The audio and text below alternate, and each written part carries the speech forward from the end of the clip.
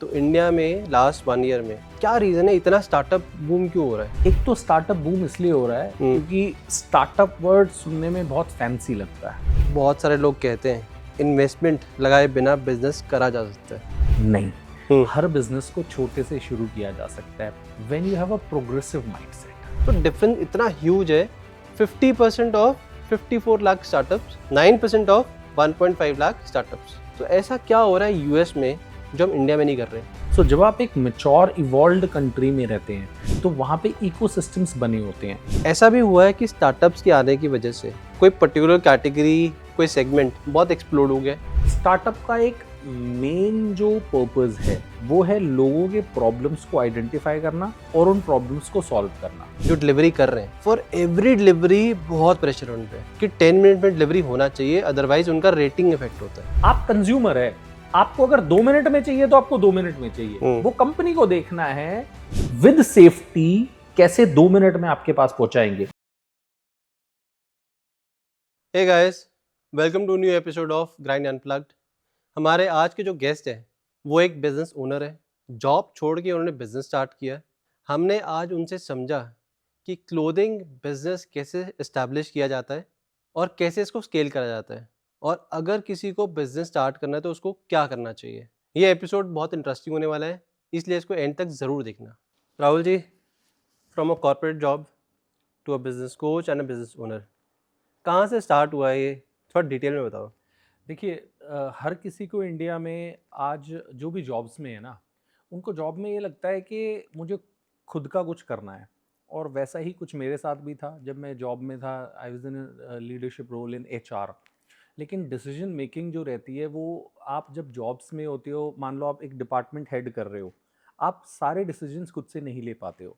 तो अगर आपके अंदर बहुत सारा पोटेंशियल होता है, आपको लगता है यार वो पोटेंशियल जो है ना, मैं उसको अनलीश नहीं कर पा रहा हूँ, इसलिए आप चाहते हो कि you build something of your own, no matter how small it is. आप वो बनाना चाहते हो। वैसा ही मैं भी बनाना चाह रहा था। And then I started a business. शुरू में छोटे से शुरू किया था, 3-4 लाख के छोटे से इन्वेस्टमेंट से मैंने शुरू किया था। एक स्टोर खोला था, वो ठीक चल गया। धीरे धीरे करके और स्टोर्स खोले, तो आज हमारे 11 स्टोर्स हैं अक्रॉस इंडिया। और ऑनलाइन प्लेटफॉर्म्स पे भी सेल करते हैं, तो मज़ा आ रहा है। तो कॉर्पोरेट लाइफ छोड़ के, एक कंफर्ट जोन छोड़ के, आप सडनली आपने स्विच किया when you started your own business. तो हाउ वाज इट? क्या क्या थॉट था उस टाइम? थॉट यही था कि कुछ बड़ा करना है। मतलब आपके अंदर पोटेंशियल है, वो पोटेंशियल को आप अनलीश नहीं कर पा रहे क्योंकि सारे डिसीजंस आपके कंट्रोल में नहीं है। तो एक ऐसा इकोसिस्टम हो जहाँ पे आप डिसीजंस ले सको। हाँ यार, ये करना है तो करना है, पैसा डालना है इस प्रोजेक्ट में तो डालना है। जॉब्स में आप वो नहीं कर सकते। आप एचआर हेड हो लेकिन पैसा तो सीएफओ पास करेगा, वो पास नहीं करेगा तो आप काम नहीं कर सकते। जब आप जॉब बिजनेस में होते हो, चाहे छोटा बिजनेस है, आप डिसीजंस खुद से लेते हो। तो वही मेन ऑब्जेक्टिव था बिजनेस शुरू करने का। और फिर क्योंकि सारे डिसीजंस खुद से ले रहे थे, was responsible for my decisions, तो धीरे धीरे करके बिजनेस अच्छा बन गया। तो जब आपने स्टार्ट करा आपने, तो कभी कोई ऐसा मोमेंट आया स्टार्टिंग में जब लगा कि यार नहीं, गलत हो गया ये, यार ये नहीं करना चाहिए था? नहीं, बिजनेस को लेके तो नहीं आया, बिकॉज ये मेरे को पहले से पता था कि बिजनेस जो है वो कोई इजी चीज़ नहीं है। राइट। उसमें प्रॉब्लम्स आएंगे। ठीक है, बहुत सारे लोगों के दिमाग में ये रहता है कि यार जॉब जो है ना उसमें तो बहुत स्ट्रेस है, बिजनेस जो है उसमें पीस ऑफ माइंड है। मैं क्लियरली यूथ को ये बताना चाहता हूँ कि बिजनेस में इसलिए मत आना कि वहाँ पे पीस ऑफ माइंड है। बिजनेस में पीस ऑफ माइंड बिल्कुल नहीं है। पीस ऑफ माइंड की आपकी धज्जियाँ उड़ जाएगी। आप बिजनेस शुरू करते हो ना, आप एक रेस्टोरेंट शुरू कर लो, अगर खाने में एक बाल गिरा हुआ है ना, वो आपके चाहे किसी कुक का गिरा हुआ है, ठीक है जी, क्वेश्चन आप पे आएगा। आपने कोई बिजनेस शुरू किया, उसमें मान लीजिए आपका जो मैनेजर है उसने इंश्योर नहीं किया कि फायर एक्सटिंग्विशर जो है वो एक्सपायर हो गए हैं और आपने रिन्यू करवाना था, उनको रीफिल कराना था। राइट। मैनेजर की गलती है। अगर बिल्डिंग में आग लग जाती है, कुछ हादसा हो जाता है, आपको पुलिस पकड़ के लेके जाएगी। लॉस होता है तो आपका होता है, एम्प्लॉय दूसरी जगह ज्वाइन कर लेता है। कोविड आया था कुछ साल पहले, ठीक है जी, एम्प्लॉयज जो थे उनको सैलरी मिल रही थी, बेशक कम सैलरी मिल रही थी लेकिन सैलरी मिल रही थी। लैंडलॉर्ड्स थे, उनको किराए मिल रहे थे, बेशक कम किराए मिल रहे थे लेकिन किराए मिल रहे थे। प्रॉब्लम किसको हुई? बिजनेसमैन को। ना तो उनका धंधा आ रहा था, सब लोगों को ये लग रहा था कि यार इनको तो इतने साल से कमाया है तो देना है। अरे कितने सारे बिजनेसेस तो पहले से ही लॉस में थे। ट्रू। लोगों की मेंटालिटी ऐसी है कि बिजनेसमैन तो बहुत कमाता है, हम्म। सरकार भी उससे लूट ले, एम्प्लॉइज भी उससे लूट ले, सब कोई उससे लूट ले। पॉइंट क्या है, अगर आपको बिजनेस शुरू करना है ना, आपको मेंटली तैयार रहना पड़ेगा कि लोग मुझसे मनी एक्सट्रैक्ट करने वाले हैं। अगर आपको ये लगता है कि business is about piece of mind, वो बहुत ही गलत थॉट प्रोसेस है। पीस ऑफ माइंड नहीं है नहीं है। बिजनेस में। हाँ, जब आप जॉब में होते हो आपके ऊपर एक ही सुनाने वाला होता है, जब आप बिजनेस में होते हो ना, कोई भी आके आपको सुना सकता है। तो उस केस में हर चीज की ओनरशिप आप पे ही है फिर। करेक्ट। राइट। जब आपने स्टार्ट करा ये, तो from HR role, how did you move to D2C brand? मुझे पर्सनली ऐसा लगता है ब्रदर कि आप कोई भी बिजनेस शुरू कर लो, हर बिजनेस का पैटर्न सेम रहता है। आप ये समझो कि जो आपका कंज्यूमर है उसकी नीड क्या है। 10, 12, 15 कस्टमर से बात करोगे, 40, 50 कस्टमर से बात करोगे, आपको पता लग जाता है when you are on the ground. जब आप ग्राउंड पे नहीं हो तो आपको नहीं पता लगेगा। सो बिजनेस शुरू किया, जो कस्टमर्स आते थे, सैटरडे संडे मेरे पास टाइम होता था, मैं ऑलरेडी जॉब में ही था, मैंने एकदम से नहीं छोड़ा था जॉब। राइट। तो अच्छा। सैटरडे संडे कस्टमर्स से बात करता था मैं, ओके। उनसे पूछता था और क्या बेटर कर सकते हैं। मतलब I was more like taking feedback every time. वो नहीं कि डिफेंसिव हो गए अगर किसी ने बोल दिया कि तुम्हारा माल अच्छा नहीं है तो। No, you have to go and ask your customer कि मेरे बिजनेस में 3 खराबियां बता दो जो मेरे को सुधारनी है। और अगर आपने अपने आप को वैसा इंसान बना लिया ना, तो आपकी लाइफ सेट है।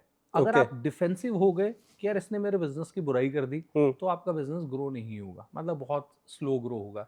तो मैं लोगों को जाके पूछता था कि आज आप नहीं लेके जा रहे तो कौन सी चीजें हम ऐसी कर सकते हैं कि अगले बार आप खाली ना जाओ। कस्टमर्स बता देते थे आप ये चीजें कर लो, हमने वो कर ली। अच्छा। It is that simple in a business. आपकी, मैं अज्यूम कर रहा हूँ आपकी जो एज है वो 30 to 35 होगी। इस एज ग्रुप तक हो सकता है कम भी हो ज्यादा भी हो, हम जस्ट अज्यूमिंग। आप लास्ट इंसिडेंट याद करो कि आप किसी शॉप पे कोई सामान खरीदने गए और आपने वहां से सामान नहीं लिया। शॉपकीपर ने आपको रोक के पूछा हो कि सर आज आप नहीं लेके जा रहे, कोई बात नहीं, ऐसी में कौन सी चीज कर सकता था कि आप हमारे से सामान लेके जाते? आई थिंक किसी ने पूछा नहीं भी आज तक। आज तक नहीं पूछा ना। नहीं पूछा। अगर वो पूछता इंसान, तो आप जो उनको चीज बताते उससे शायद उनको हेल्प ही होता। लेट्स से आप क्या बताते, आप उनको ये बोलते कि यार तुम्हारा ये जो लड़का है ना, मैं दुकान पे खड़ा था गुटखा खा रहा था, बहुत अजीब लग रहा था मेरे को। या फिर मैं दुकान पे खड़ा था, इसने ईयरफोन लगा रखे थे, मेरे से बात ही नहीं कर रहा था। या फिर मैं दुकान पे था, वो फोन में लगा हुआ था। या फिर यार तुम्हारे पास वैरायटी नहीं है। जो भी चीजें वो बताता, आप उसको बताते, उस पर वो काम कर सकता था और अपने बिजनेस को बेटर कर सकता था। सो आप एक चीज सोचिए कि एक कोई भी व्यापारी इंडिया में कहीं पे भी बैठा हुआ है, वो महीने में 50 लोगों से ये पूछ ले कि यार कौन सी 2-3 चीजें मैं अपने बिजनेस में बेटर कर सकता हूँ ग्राहकों से, तो ग्राहक तो उसको सारी चीज बता देंगे। That's point number 1। Point number 2, जिन 50 लोगों से आप ये क्वेश्चन पूछ रहे हो, how positive will they feel about you as a Exactly. Person, connect बन जाएगा ना। As a business. मतलब उनको क्या लगेगा, यार आज कोई ऐसा व्यापारी देखा है जो अपने आप को बेटर बनाना चाहता है। राइट। हम ये क्यों नहीं कर पा रहे हैं? हम डिफेंसिव हैं।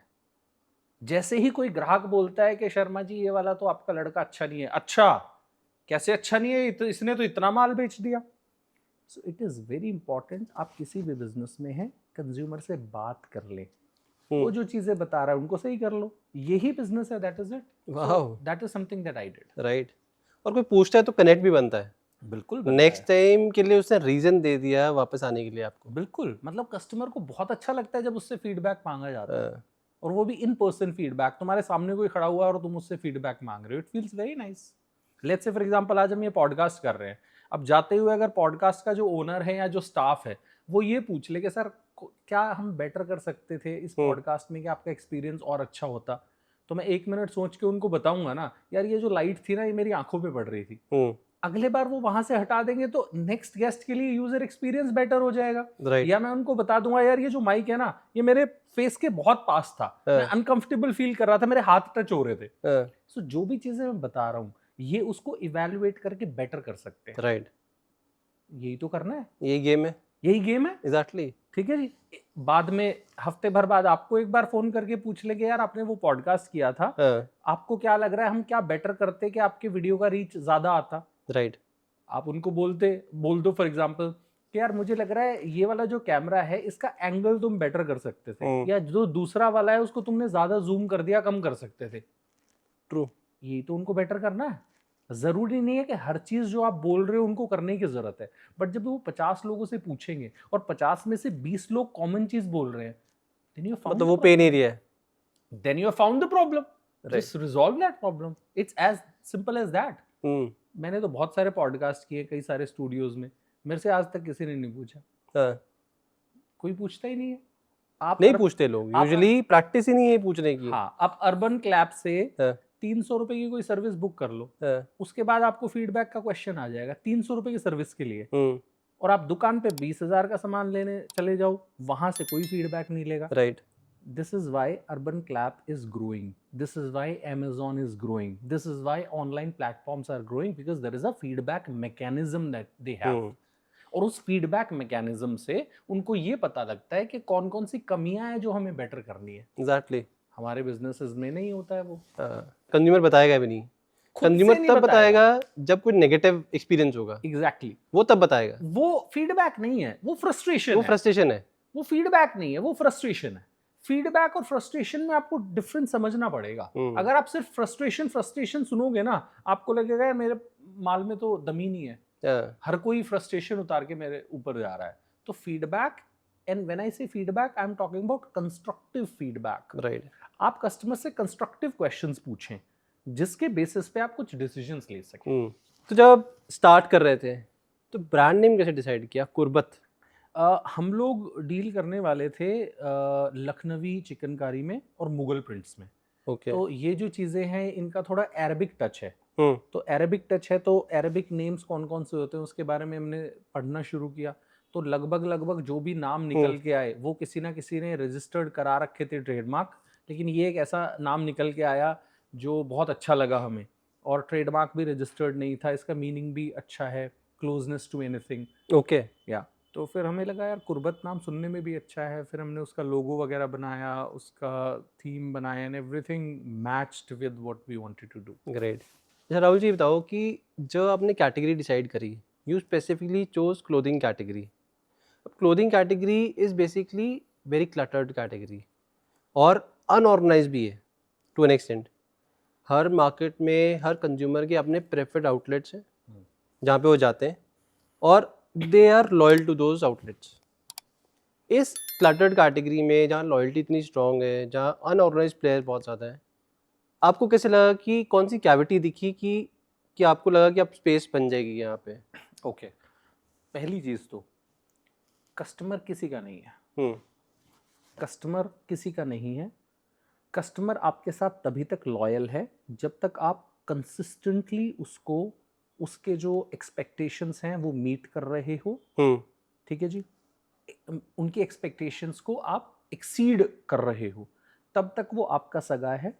राइट। जैसे ही आपकी दुकान के पास में एक नई दुकान खुलेगी, आप जो प्रोडक्ट 1000 रुपए का दे रहे हैं वो अगर वहां पे 980 रुपीज का मिलेगा, 20 रुपए कम, वो आपके मामा का लड़का जिसको आप सोच रहे थे मेरा कस्टमर मेरा लॉयल है, वो अगले दिन उस दुकान पे चला जाएगा। सो कस्टमर किसी का सगा नहीं है, कस्टमर किसी का लॉयल नहीं है। ठीक है जी। अगर आप चाहते हैं कस्टमर आपका बना रहे, आपको कंसिस्टेंटली ये देखना पड़ेगा कि जो मैं सर्विसेज दे रहा हूं क्या कोई और उस रेट में या उससे कम में वो सर्विस दे रहा है। अगर कोई और दे रहा है तो आपको आइडेंटिफाई करना पड़ेगा वो कैसे दे रहा है। ओके। मतलब डोंट जस्ट फील के मैंने एक बार कस्टमर को अर्न कर लिया और ये हमेशा मुझसे सामान खरीदता रहेगा। नो। जैसे ही मार्केट में कोई भी नई शॉप खुलती है, कस्टमर हमेशा वहाँ पे ट्राई करने जाता है और ये हमेशा जाता रहेगा कस्टमर। ठीक है जी। तो आप, हमने कैसे अपनी जगह बनाई? हमने ऐसे ही जगह बनाई कि हम कॉम्पिटिटर सर्वे करते रहे कि हमारे आसपास जो लोग चीज़ें बेच रहे हैं क्या वो हमारे प्रोडक्ट से सिमिलर है।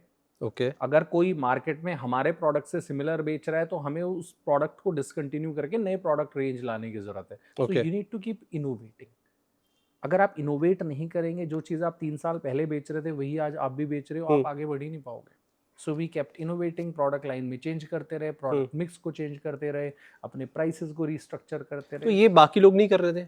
जो कर रहे थे वो अभी भी सस्टेन कर रहे हैं, हम्म। जो नहीं कर रहे थे वो सस्टेन नहीं कर पाए। सो काफी सारे लोग हैं जो हमसे भी बेटर कर रहे थे, वो हमसे बड़े ब्रांड बन गए।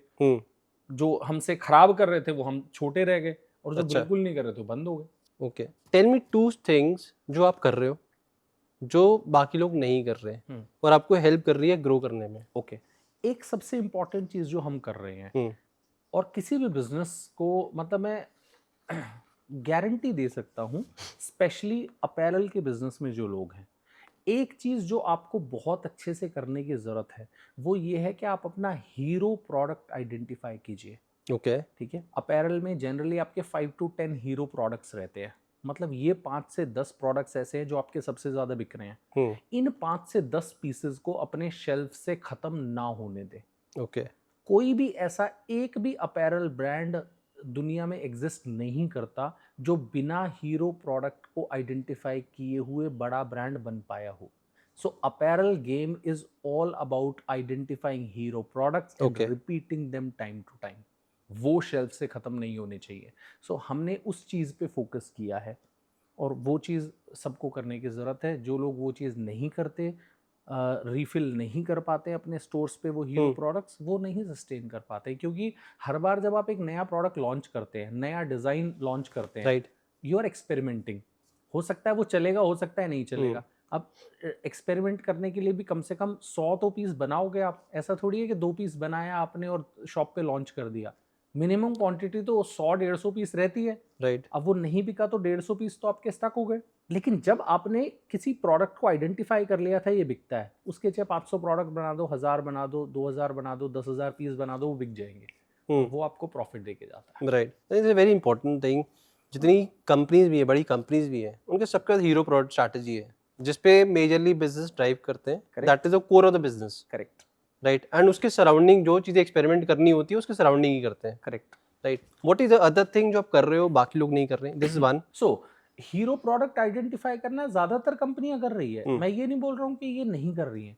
आप उसको कितना अच्छे से मैनेज करते हैं, आइडेंटिफाई करके वो शेल्फ्स में खत्म ना हो कभी भी, वो आप कितना अच्छे से करते हैं वो इंपॉर्टेंट है। आप ये बोल दो हम ये हीरो प्रोडक्ट्स आइडेंटिफाई करते हैं, वो बोलने से नहीं होगा।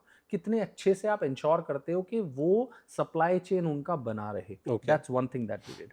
Second thing that we did is we have made use of AI in our business at very early stage. मतलब जब अभी AI आ ही रहा है तो हमारे बहुत सारे जो चीजें हैं वो AI से हो रही हैं। फॉर एग्जाम्पल रेप्लिशमेंट, कौन से स्टोर पे कौन सा स्टॉक खत्म है, कौन से दूसरे स्टोर से हम दे सकते हैं, ये हम काफी सारी चीजें हैं जो AI की हेल्प से मैप कर रहे हैं। ओके। वो ज्यादातर जो बिजनेसेस है वो नहीं कर रहे हैं, राइट। या कस्टमर का डेटा, कौन से हॉट लीड्स हैं जिनको हम रीच आउट कर सकते हैं, कौन से कंज्यूमर्स, मतलब जो कस्टमर के डेटा को आइडेंटिफाई करके ये निकालते हैं हम लोग के कौन से कस्टमर्स मोस्ट फ्रीक्वेंट हमारे हैं। और कैसे अलग अलग कस्टमर्स को अलग अलग ऑफर्स देने हैं। All of that is being done through AI। ये चीज़ है जो लोग नहीं कर रहे हैं। तो ये जो चीज़ बाकी लोग नहीं कर रहे हैं, स्पेशली जो अनऑर्गेनाइज्ड प्लेयर्स हैं, वो तो मतलब वो बिल्कुल ही नहीं कर रहे। वो तो कर ही नहीं सकते। राइट। क्योंकि इसमें आपको एक्सपर्टीज चाहिए। इसमें आपको एक्सपर्टीज चाहिए।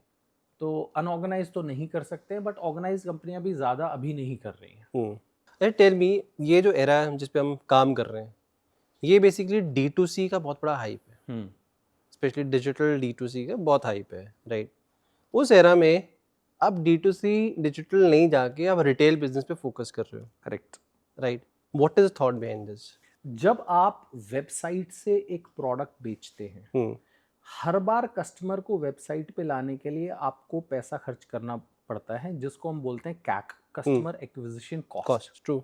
आप 1000 रुपीज़ का कोई प्रोडक्ट सेल करते हैं, उसके लिए आपको 200, 250, 300, कई बार आपको 500, 600 रुपीज़ तक खर्च करना पड़ता है एक 1000 रुपीज़ का प्रोडक्ट सेल करने के लिए। जब आप एक रिटेल आउटलेट ओपन करते हैं, तो अगर आपने अच्छी लोकेशन पे एक रिटेल आउटलेट ओपन कर दिया, लेट्स से फॉर एग्जांपल हमने मॉल्स में स्टोर्स ओपन कर रखे हैं, तो आपका कस्टमर एक्विजिशन कॉस्ट जो है हर बार वो ऑलमोस्ट जीरो हो जाता है। आपका मंथली रेंटल जाता है, मॉल्स में कस्टमर्स आते हैं। आपको सिर्फ ये इंश्योर करना होता है कि मॉल में जो कस्टमर आया है वो आपके शॉप के अंदर एंटर करे और वो आपसे सामान खरीदे। कस्टमर एक्विजिशन कॉस्ट हर बार नहीं लगता है, राइट। मंथली रेंटल जाता है। हम्म। इसीलिए आप काफ़ी सारे आप ब्रांड्स देखेंगे, ठीक है जी। आप जितने भी अभी इंडिया में बड़े ब्रांड्स हैं, मैं नाम तो नहीं लूँगा पॉडकास्ट में, राइट। बट ज़्यादातर ब्रांड्स ने क्या किया है, पहले ऑनलाइन अपने आप पे ऑनलाइन सेल्स करके फेमस हो गए, हम्म। उसके बाद अब स्टोर्स ओपन कर रहे हैं। राइट। क्यों कर रहे हैं? क्योंकि उनको ये समझ में आ गया कि वेबसाइट पे तो भाई डेली कुआं खोदना पड़ता है और पानी पीना पड़ता है। रिटेल स्टोर्स पे एक बार स्टोर खोल दिया, 9 साल की आपकी लीज है तो 9 साल चलते रहेगा, अगर आप अच्छे से मैनेज कर रहे हैं। तो अब अगर किसी को, if someone wants to start a business, specially D2C brand launch करना है, तो उसके लिए डिस्ट्रीब्यूशन स्ट्रैटेजी क्या होनी चाहिए? उसको पहले ऑफलाइन ऑनलाइन जाना चाहिए या उसको रिटेल मॉडल पे फोकस करना चाहिए? मेरा सजेशन ये रहेगा कि आप शुरू में एक ऑफलाइन स्टोर ओपन करें और साथ साथ आप ऑनलाइन जाएं। हम्म। तो जब आप ऑफलाइन आपका स्टोर रहता है और साथ साथ आप ऑनलाइन जाते हैं, आजकल ऑनलाइन सेल्स करने के लिए सबसे इम्पॉर्टेंट एक जो चीज़ है ना, आपके प्रोडक्ट से भी ज़्यादा जो इम्पॉर्टेंट है वो है कंटेंट। राइट। तो अगर आपके पास एक ऑफलाइन स्टोर होता है, एक दुकान होती है, एक शॉप होती है, वहां पे खड़े होके आपका सेल्स स्टाफ या आप वीडियोस बना सकते हैं, कंटेंट बना सकते हैं, रील बना सकते हैं, जिससे आपकी विजिबिलिटी बढ़ती है। लेकिन अगर आपके पास वो शॉप नहीं होती, तो आपके पास एक जगह नहीं होती जहां पे आप वो रील्स बनाएंगे और कस्टमर को ट्रस्ट नहीं आता। जैसे ही पीछे किसी को शॉप दिखती है या शॉप के अंदर का वीडियो होता है ना, कस्टमर को रिलायबिलिटी दिखती है कि इसकी शॉप है, फेक राइट। नहीं है। सो आई विल सजेस्ट कि आप एक शॉप ओपन करें और साथ साथ आप D2C ब्रांड पे काम करना शुरू करें। तो this is true for every category या स्पेसिफिकली क्लोथिंग कैटेगरी? इट अगर कोई इज नॉन फूड में कोई कर रहा है, कोई स्किन केयर ब्रांड है, उसके लिए क्या स्ट्रैटेजी होनी चाहिए? आप जब ऑनलाइन कोई सामान परचेज करते हैं, कोई भी सर्विस परचेज करते हैं, तो आपके दिमाग में एक सबसे बड़ी चीज़ क्या रहती है कि यार इस वेबसाइट से ऑर्डर कर रहा हूँ या इस इंस्टाग्राम से ऑर्डर कर रहा हूँ, क्या ये फेक तो नहीं है?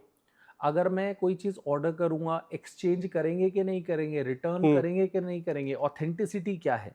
लेकिन अगर उस ब्रांड के कुछ स्टोर्स होते हैं, तो लोगों को ये पता होता है कि यार ये ब्रांड एग्जिस्ट करता है और इनके स्टोर्स हैं, आपकी ऑथेंटिसिटी एकदम से बढ़ जाती है। तो प्रोडक्ट आप कोई भी सेल कर रहे हो, सर्विस आप कोई भी सेल कर रहे हो, अगर आपका एक ऑफलाइन स्टोर है, एक लोकेशन है, आपकी ऑथेंटिसिटी बहुत ज़्यादा बढ़ जाती है, क्योंकि लोगों को ये पता रहता है at the end of the day मैं वहाँ पे जा सकता हूँ।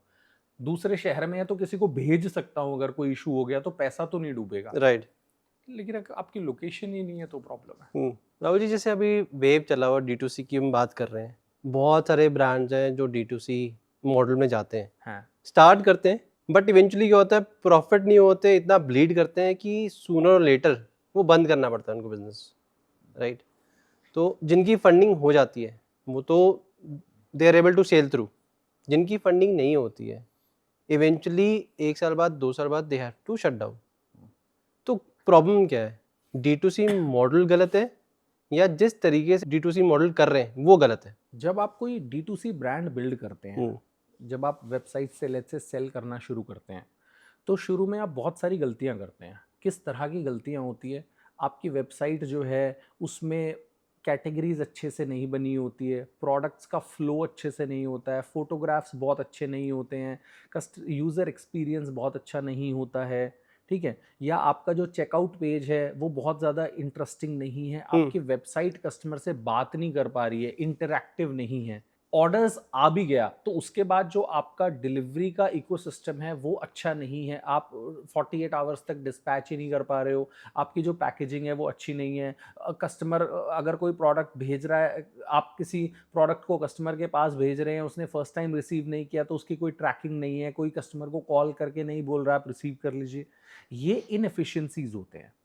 जब आपका ब्रांड छोटा होता है तो इन एफिशिएंसीज को आप मैनेज कर लेते हो खुद से, मतलब नुकसान ज़्यादा नहीं होता। लेकिन जब आप स्केल करते हो तो ये इनएफिशिएंसीज जो हैं ये आपको 10 टाइम्स ज़्यादा डेंट देने लगती है, ठीक है जी। तो it is very important before you scale, वो जो आप माउस से ड्रैग करते हो ना कि अभी मेरा 1000 रुपये डेली का एड बजट है, उसको मैं 10,000 कर दूं, उससे पहले आप ये इंश्योर करें कि 1000 रुपीज़ एड बजट में जो मैं इकोसिस्टम बना रखा है, क्या उसमें फ्लॉज हैं? क्या उसमें इनएफिशिएंसीज हैं, अगर हैं तो पहले उनको फिल करें। हम्म, ये देखेंगे मार्केट का जो स्टैंडर्ड है, मार्केट का मान लीजिए आपके कैटेगरी में आरटीओ 8% है, रिटर्न टू ओरिजिन, मतलब कस्टमर के पास प्रोडक्ट ही नहीं पहुंचा, 8% है, हम्म, और आप 16% पे बैठे हो, तो पहले उसको गैप को फिल करो, तब जाके स्केल करो। आप ये ओके, सोच रहे हो स्केल करते रहता हूँ और हम्म, फिर देखेंगे क्या होगा, तो ये तो वही बात होगी कि घर वालों ने बोल दिया कि किसी लड़की से शादी कर दो सुधर जाएगा, हाँ, तो उससे क्या होगा, चांसेस हायर ये है कि खुद की तो जिंदगी पहले ही खराब थी, लड़की की और खराब कर देगा। हाँ, तो ये जो मॉडल्स है ये बिजनेस में नहीं चलते। हाँ। आपको पहले इनएफिशिएंसीज को फुलफिल करना पड़ता है, उसके बाद जाके आप स्केल करें। अभी राहुल जी आपका ऑफलाइन वर्सेस ऑनलाइन का सेल्स स्प्लिट क्या होगा? हमारा मोस्टली ऑफलाइन है, ऑफलाइन है, ऑनलाइन हम कम सेल करते हैं। ऑनलाइन नहीं है। ऑनलाइन है लेकिन बहुत कम है। ओके। ऑनलाइन में पैसा बनाना बहुत मुश्किल है, हम्म। पैसा ऑफलाइन से बनता है। ऐसा क्यों है कि ऑनलाइन में पैसा नहीं बन पा रहा? ऑनलाइन में पैसा इसलिए नहीं बन पा रहा है क्योंकि वहाँ पे हर बार कस्टमर को प्रोडक्ट बेचने के लिए कस्टमर एक्विजिशन कॉस्ट है, हम्म, जो कि बहुत हाई है। उसके बाद आपने पैकेट पैक किया, कस्टमर के यहाँ पे भेजा, उसने रिसीव नहीं किया क्योंकि आपका कैश ऑन डिलीवरी था। हम्म, अब उसके पास चॉइस है रिसीव करने का नहीं करने का, ठीक है जी। 8 to 10% लोग रिसीव ही नहीं करते हैं, वो हम्म, प्रोडक्ट आपके पास वापस आता है, भेजने का कॉस्ट आपका लगा, वापस आने का कॉस्ट आपका लगा। कई केसेस में वो प्रोडक्ट बीच में चोरी हो जाता है, उसमें कुछ और कोई डिलीवरी बॉय पैक करके भेज देता है। काफ़ी सारे केसेस में कस्टमर ने प्रोडक्ट रिसीव कर लिया, हम्म, यूज़ किया और उसके बाद आपको भेज दिया, और जब वो वापस आया तो रीसेल करने के पोजीशन, मतलब उसको दोबारा आप सेल नहीं कर सकते। हम्म। इस तरह के बहुत सारे केसेस होते हैं। तो उसकी वजह से इवेंचुअली D2C से पैसा बनाना as compared to offline stores बहुत मुश्किल है। मतलब मैं ये नहीं कह रहा हूँ इम्पॉसिबल है, बट D2C में पैसा बनाना ऑफलाइन स्टोर्स के कंपैरिजन में मुश्किल है। फिर भी लोग D2C क्यों करते हैं? राइट। D2C इसलिए करते हैं क्योंकि D2C में स्केल करना ईजी है। आज आपकी डेली की सेल मान लीजिए 10,000 रुपीज़ है, हम्म, आप इसको कल ही 50,000 रुपीज़ कर सकते हो, अगले दिन 1 लाख रुपीज़ कर सकते हो, एड बजट बढ़ा के। हम्म। इसलिए लोग D2C ब्रांड की तरफ जाते हैं। जैसे जैसे आपका रेवेन्यू बढ़ता है वैसे वैसे आपको इन्वेस्टमेंट्स मिलते रहते हैं, आपकी कंपनी बड़ी होती रहती है। ओके। इसलिए पीपल गो फॉर तो D2C। ऑनलाइन के इतने चैलेंजेस हैं, राइट, कि आपको जहाँ आप compete कर रहे हैं वो इतनी ऑलरेडी क्लटर्ड मार्केट है, इतना कंपटीशन है, but still everyone wants to go there. वो ऐसा स्पेस है कि लोग छोड़ नहीं सकते हैं। बिकॉज क्या है कि ऑफलाइन कस्टमर जो पहले था, 100% ऑफलाइन कस्टमर जो था, उसमें एक अच्छा चंक ऑनलाइन शॉपिंग पे आ चुका है। तो अगर किसी को ऑनलाइन क्रैक करना हो तो क्या, what is the code to crack e com? Code to crack e-com is bring someone on board who has cracked an e-com before, hmm, either an agency or a senior level employee, hmm, or you go and work for somebody who has cracked that model. Don't try to crack it by yourself, otherwise chances of you getting cracked are going to be on a very high side. And I'm not kidding. Okay, It is difficult to crack D2C. If you want to crack it, either go to an agency which has cracked for many people, hmm, or bring a senior level employee who has cracked it somewhere, or you go and work somewhere where they have cracked it themselves. Else it is going to be difficult to manage that business. Okay. अभी तक राहुल जी जो आपको success मिली, what has worked for you? Is it the variety, offline model, packaging, pricing, और the content you are doing? What is it? एक जो चीज़ हमने बहुत अच्छे से क्रैक की है वो की है मार्केट गैप को आइडेंटिफाई करना। तो एक जो बड़ा गैप मार्केट में था जब हमने क्लोथिंग ब्रांड शुरू किया था, वो था मॉल्स में। जब लेट्स से फॉर एग्जांपल मैं अपनी फैमिली के साथ जाता था, मेरी वाइफ के साथ या मेरी मदर के साथ, तो कई बार क्या होता था उनको सूट्स पसंद आते थे, ठीक है जी, लेकिन वो खरीदते नहीं थे। क्यों नहीं खरीदते थे? जब प्राइस टैग पे देखते थे तो उनको लगता था यार ये तो 8,000 का है, ठीक है। I was from a decent family, मतलब अफोर्ड कर सकते थे उतना खरीदना, लेकिन उनको लगता था यार 8,000 का वर्थ नहीं है, हमें तो नहीं खरीदना है। तो कई बार मैं देखता था कि उनका मन हो रहा होता था खरीदने का, वो नहीं खरीदते थे क्योंकि उनको ये लगता था यार ये चीज़ को, प्राइस को एग्जेजरेट बहुत हाई किया हुआ है, 8,000 की इसकी वर्थ नहीं है। तो मैंने ये आइडेंटिफाई किया कि ये जो 8,000 वाला प्रोडक्ट है इसका मैन्युफैक्चरिंग जो कॉस्ट है वो 1,500 है। ओके, हाँ, मॉल्स में 5x 5x 6x करते पे हैं। आप सेल करते हैं। तो जनरली मतलब जब बड़े ब्रांड्स, अपैरल ब्रांड्स आप देखोगे तो 5 to 10x के बीच में प्राइसिंग करते हैं, ₹1000 की चीज़ को 5000 10,000 MRP लगाते हैं। तो मैंने ये आइडेंटिफाई किया कि वो 1500 की चीज़ जो है उसको ये फॉर एग्जांपल 8000 में प्राइस कर रहे हैं। What if I price this at 4500 okay. And give same quality to people? बहुत सारे लोग जो ब्रांड कॉन्शियस है वो तो फिर भी 8000 वाला खरीदेंगे, लेकिन वो मेरा टारगेट ऑडियंस नहीं है। ओके। मेरा टारगेट ऑडियंस कौन सा है? मिडिल क्लास और अपर मिडिल क्लास। तो हमने वो 1500 वाले जो प्रोडक्ट था उसको 4000 टू 4500 के रेंज में ले आए। That's a gap we identified. लेकिन ये करने के लिए मॉल्स में एक्सपेंस, हमने सारे स्टोर्स मॉल्स में ओपन किए, तो मॉल्स में एक्सपेंसेस बहुत ज़्यादा होते हैं। तो यहाँ पे आपके पास कोई वो रूम नहीं था कि आप गलती करो। तो फिर वो इनएफिशिएंसीज को हमने अच्छे से मैनेज किया कि आप मतलब मॉल में अगर आप 1500 की चीज़ को 4000 का भी बेच रहे हो तो आप बहुत सस्ता बेच रहे हो। So that we identified this gap और उस पर फिर हमने डबल डाउन किया। ओके। तो अभी how are the numbers, business numbers की बात करूं तो लास्ट 4-5 साल का क्या ट्रैजेक्टरी रही है, थोड़ा शेयर करो। सो मतलब कंपनी का एनुअल, लेट्स से कंपनी की अगर वैल्यूएशन बात करें तो 100 CR है and we are last year तक it was about 50 CR। So plan ये है हर साल इसको हम डबल करें फॉर नेक्स्ट 3 to 4 years, जिसके लिए हम नए नए स्टोर्स ओपन कर रहे हैं और नेक्स्ट 3 to 4 years में we are planning to open about 100 stores. Rahul ji, passion, hard work ये तो चीज़ है ही है जो चाहिए बिजनेस में। बिजनेस स्टार्ट करने के लिए, स्केल करने के लिए फंडिंग बहुत ज़रूरी है। करेक्ट। अभी तक फंडिंग का क्या सोच रहे हैं आप? अभी तक तो बूटस्ट्रैप्ड है। ओके। हमने एक स्टोर ओपन किया, वहाँ से जो पैसा बन रहा था उससे दूसरा स्टोर ओपन किया, फिर 2 स्टोर से जो पैसा बन रहा था उससे तीसरा स्टोर ओपन किया, फिर 3 स्टोर से जो पैसा बन रहा था उससे चौथा स्टोर ओपन किया। तो ऐसे करके और फिर बीच में जब आपके सेल्स नंबर्स अच्छे हो जाते हैं, आपके बैंकिंग ट्रांजैक्शंस अच्छे हो जाते हैं, तो बैंक आपको पैसे देने लग जाता है। फिर बैंक ने हमें पैसे दिए और फिर वहाँ से हमने बिजनेस को एक्सपैंड किया। तो अभी कौन कौन सी सिटीज़ में ऑपरेट कर रहे हो आप? अभी हम दिल्ली, गुड़गांव, गाजियाबाद एंड लुधियाना 4 सिटीज़ में हम लोग ऑपरेट कर रहे हैं। तो स्केल करने का क्या प्लान है फॉर नेक्स्ट 2 years?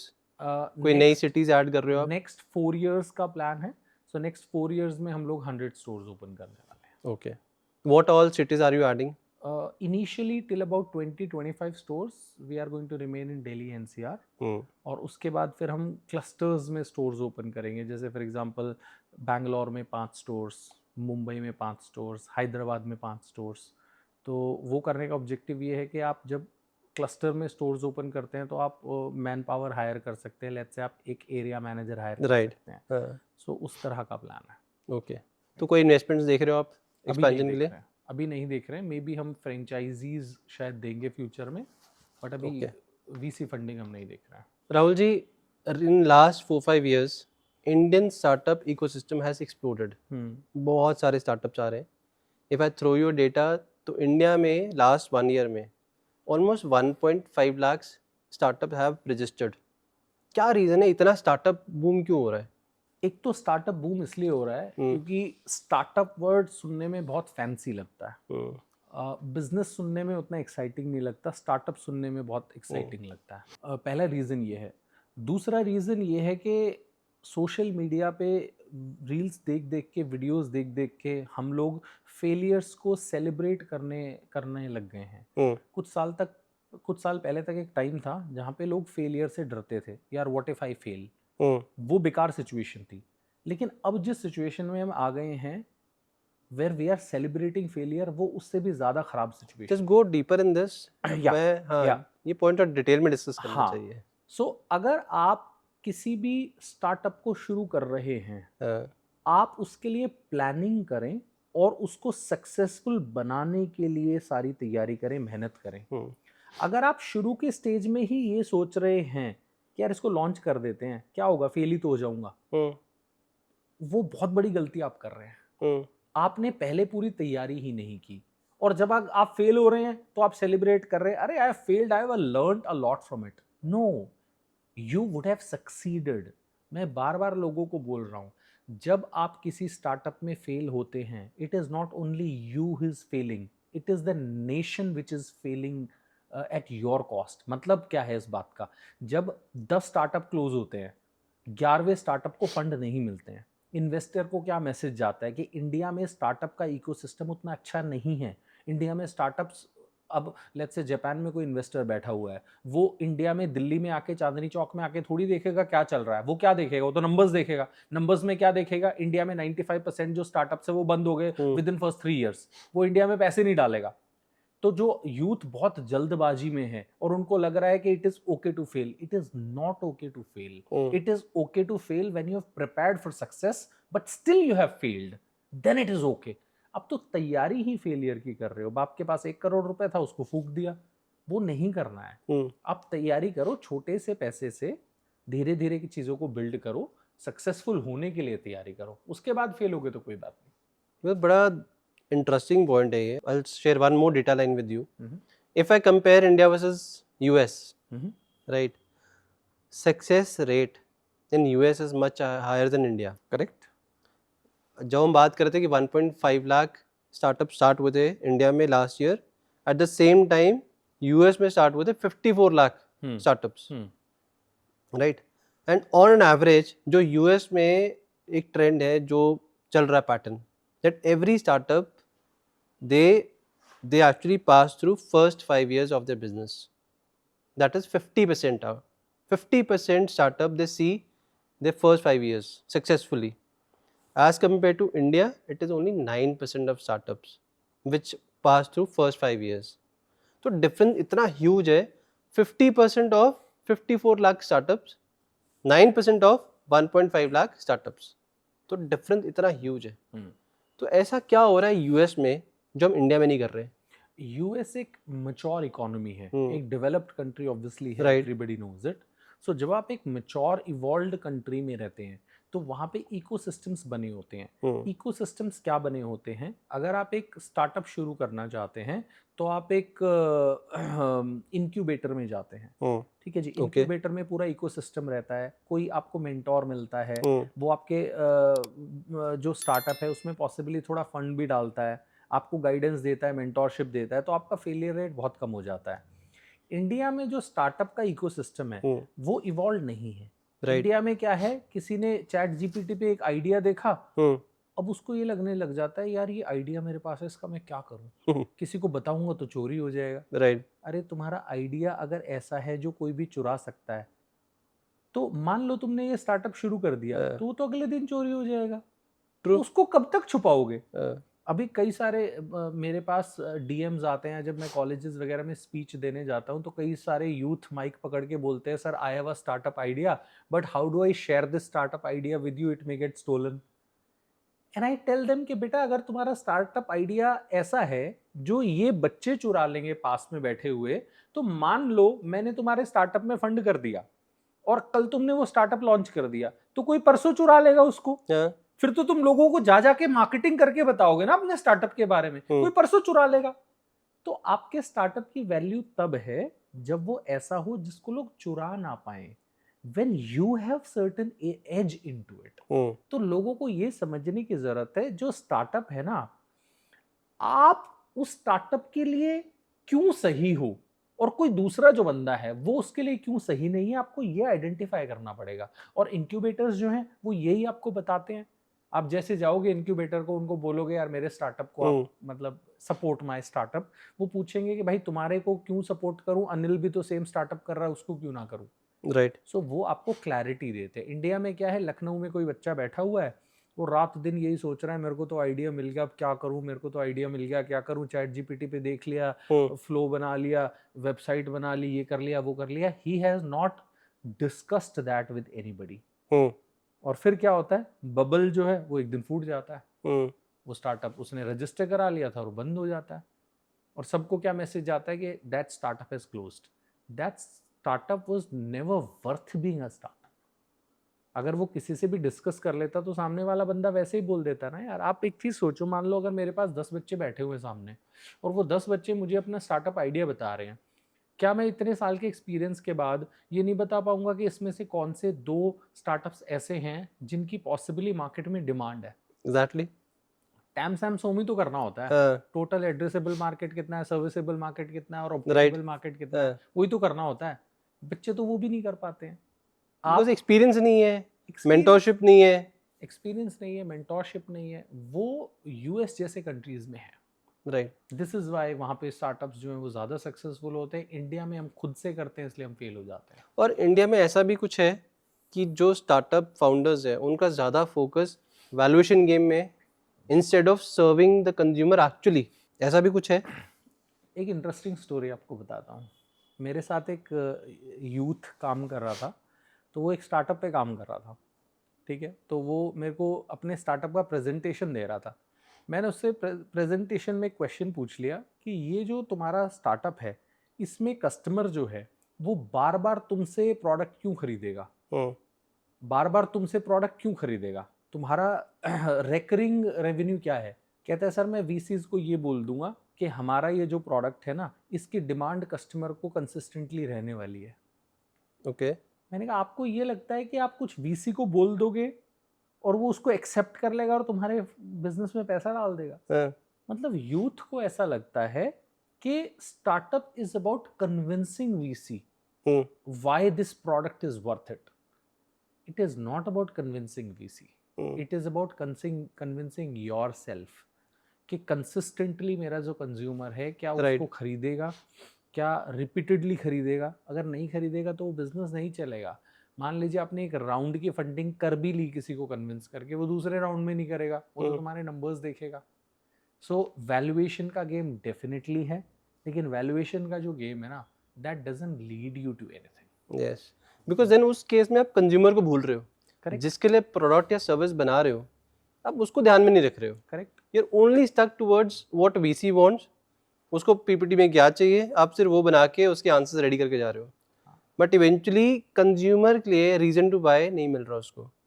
और वो चीज़ें लॉन्ग टर्म में नहीं चलती है। हम्म। लॉन्ग टर्म में जो चीज़ चलती है वो चलती है आपका प्रोडक्ट कैसे अच्छा है, डिस्टिंग्विश्ड है दूसरे लोगों से। एक हमने डिस्कशन करा अभी पॉइंट दैट इंडियन स्टार्टअप जो होता है इकोसिस्टम लुक्स वेरी लुक्रेटिव। बाहर से तो बहुत अच्छा दिख रहा है, जिसकी वजह से क्या है कि बहुत सारे लोग स्टार्टअप करना भी चाहते हैं to become part of that particular community, कि मैं एक स्टार्टअप फाउंडर हूँ, इररिस्पेक्टिव की स्केल क्या है स्टार्टअप का या बिजनेस का, people want to get inside that there. अब ये स्टार्टअप की रियलिटी है क्या, what is a dark secret जो बाहर से लोगों को नहीं दिखता और अंदर वो रियलिटी है, what is that? So let's say for example मैंने एक स्टार्टअप शुरू किया, कोई टेक स्टार्टअप शुरू कर लिया। आपने आप मेरे को फाउंडर बन गए। मैंने आपको बोला मैं आपको 40% इक्विटी दूंगा, ठीक है जी। आपने कहा ठीक है यार 40% इक्विटी दे दोगे, आ गए आप मेरे पास। मैंने कहा आपको 40% इक्विटी दूंगा, सैलरी नहीं दे पाऊंगा। 40% इक्विटी दे रहा हूं, तो अगर 100 करोड़ का धंधा बना तो आपको 40 करोड़ मिलेगा।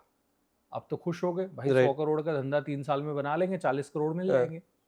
अब आपकी जो 40% इक्विटी है उसकी वैल्यू जीरो है तब तक जब तक आपका बिजनेस इतना बड़ा ना बन जाए कि कोई इसको एक्वायर करे, राइट। या फिर वो इतना बड़ा ना बन जाए कि आप आईपीओ लॉन्च कर पाए। दो ही केस में आप एग्जिट लोगे, या तो कोई आपके धंधे को खरीद ले या फिर आप आईपीओ पे चले जाओ। उससे पहले जो आपके पास 40% इक्विटी है वो तो कुछ भी नहीं है। कुछ भी नहीं है। अगर आपका बिजनेस ऐसा नहीं बना के कोई उसको खरीदे या आप आईपीओ पे जाओ तो वो 40% इक्विटी तो कुछ भी नहीं है। तो अभी बैंगलोर, गुड़गांव, मुंबई, बड़े बड़े सिटीज में इतने सारे फाउंडर्स इक्विटीज लेके घूम रहे हैं। उस इक्विटी का तो कोई फायदा ही नहीं है। उन्होंने सैलरी कभी ली नहीं, क्यों नहीं समझ ली सैलरी? देवर ओवर ऑप्टिमिस्टिक कि मेरा जो स्टार्टअप है वो तो 100 करोड़ का बनने वाला है, 500 करोड़ का बनने वाला है, भाई मेरे पास तो लंबोर्गिनी होने वाली है, रोल्स रॉय होने वाली है। उनकी आंख तब खुलती है जब वो अपना डेक बना के किसी को अपना बिजनेस बेचने जाते हैं और वो सामने वाला बोलता है यार ये तो सर्विस बिजनेस है, इसको कौन खरीदेगा, ये तो कोई भी बना लेगा, इसमें क्या नया तुमने कर दिया। देन दे रियलाइज कि यार मैंने 3 साल सैलरी भी नहीं ली, अब कोई मेरे बिजनेस को खरीद नहीं रहा है, अब मैं इस 40% इक्विटी का क्या करूं। And that's the moment then they realise यार 3 साल मैंने वेस्ट कर दिए, कम से कम मैं सैलरी तो ले लेता बिजनेस में से।